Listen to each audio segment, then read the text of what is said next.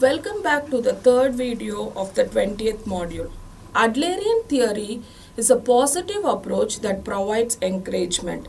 It has been updated over the years, adding ways to work with students, teens, parents, etc. The Adlerian approach also works well in helping with mental disorders such as anxiety and contact disorders. In this video, the learners will be able to appraise the use of Adlerian principles in school counseling and to identify the steps in the process of counseling using Adlerian principles. In counseling, Adlerian principles benefits the students by helping them understand the root of their behaviors, how can they change their view of themselves and how they can change their view of their childhoods. The application of Adlerian principles in counseling involves 4 steps. Step 1. The counselor analyzes and assesses the student.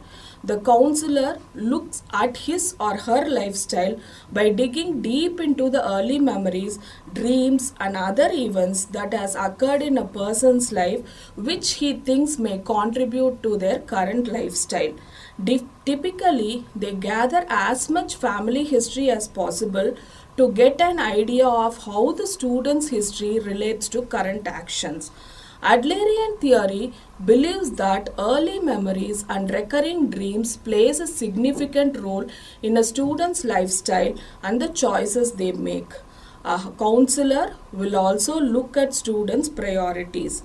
At the beginning of counseling, the counselor engages the student in developing a close relationship. They establish goals and boundaries before diving into the real work of building a foundation of trust. Step 2. In the second step, the counselor encourages the student to talk about their experiences, emotions, behaviors, family, upbringing and their drives.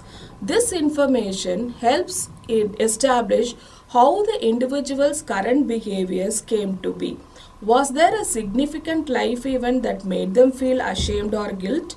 Did this event push them into shadows or cause them to become quiet to avoid feeling stupid? This assessment helps the counselor understand the current behaviors and beliefs of the students. In the third step, the counselor has to offer their insight into the past experiences that may have shaped the student's current beliefs and behaviors. It is ultimately up to the student to agree or disagree with the counselor's interpretation. Finally, in the fourth step, the student is reoriented.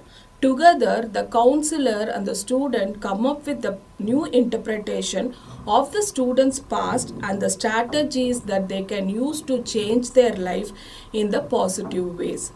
This new positive perspective can give students the confidence they need to work towards their goals. Having shed the weight of shame, guilt, or lack of self worth, it is easier for the student to move toward the growth and fulfillment. The ultimate goal of Adlerian counseling is to show the student that they have control over their thoughts, beliefs, and behaviors. Early beliefs about inadequacy or lack of control can be transformed into new beliefs that the students does have worth and their opinions do matter. Once the students are shown that the old beliefs don't have to determine their current lives, they can be more confident in moving forward.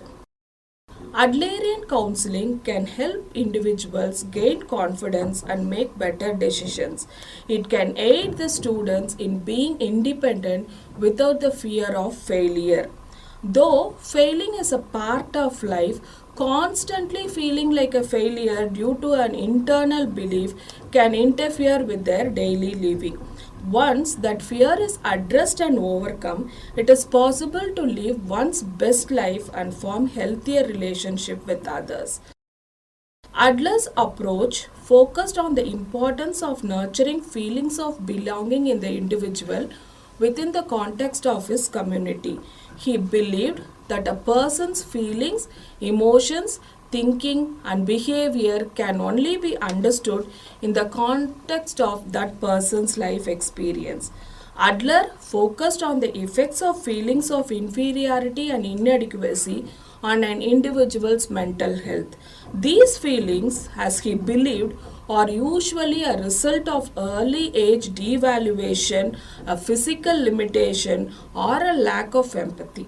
While feelings of inferiority can cause neurotic behavior, they can also be a source of motivation. Today, Adlerian counseling is intended as a short term intervention with the goal of solving a specific psychological problem. It consists of four stages: engagement, assessment, insight, and reorientation. The term engagement is the way in which the student develops a trusting relationship with the counselor and is willing to accept the input. In the assessment stage, the counselor attempts to understand the person's history, including his or her birth order. That is important because where a person fits into the family can affect how he perceives himself. Student beliefs, experiences, feelings, and emotions also reveal the overall lifestyle pattern of the individual. Insight refers to the observation the counselor imparts to the students. Using the relationship he or she formed with the students, he persuades the person to look at his history and the ways it could be affecting his present circumstances.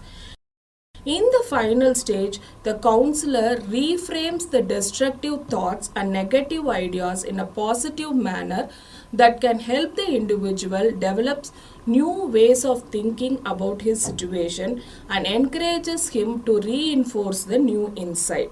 This can help change a person's responses and behaviors to the circumstances they encounter. Adlerian counselors educate students by evaluating them in a way that looks back in time for specific causes that make students behave in a certain manner. The counselor is warm, friendly, understanding, and empathetic. The counselors focus mostly on the mind, body, and soul with the goal of overcoming problems by readjusting the lifestyles. Adlerian therapy attempts to re-educate the students within their social context for them to experience their role in the society as one who is equally giving to and equally receiving from others. When the students are aware of their destructive patterns of self-image will not enhance their ability to contribute to society, they can then attempt to change their behavior and meet their goals from a place of encouragement. The students experience success and feel they are making progress when they sense themselves moving from a perceived minus to perceived plus. Ultimately, the desired outcome is for the counselees to emerge from the Adlerian counseling process feeling that they belong, are valued, and have a positive self-worth and esteem, which would reflect a promotion of their social interest. Thank you.